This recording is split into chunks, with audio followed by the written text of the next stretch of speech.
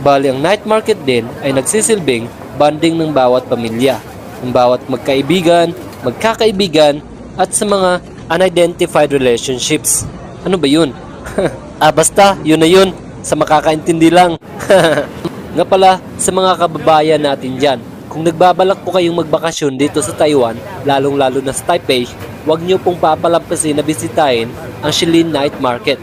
Ang Shilin Night Market ay matatagpuan lamang dito sa Taipei, mismo sa capital city ng Taiwan. Ito po ay isa sa mga sikat na night markets at isa sa mga malalaking night markets dito sa Taiwan, lalong-lalo na sa Taipei. Ayun, masyado na tayong madaldala. Marami na tayong nasabi. Kaya ko lang ginagawa ang videong ganito kasi gusto ko lang ibahagi sa inyo ang mga karanasan ko dito sa Taiwan. At hindi lang yan, pati na rin ang mga kultura nila. At dito, gusto ko rin ibahagi sa inyo kung ano nga ba ang mundo sa labas ng Pinas.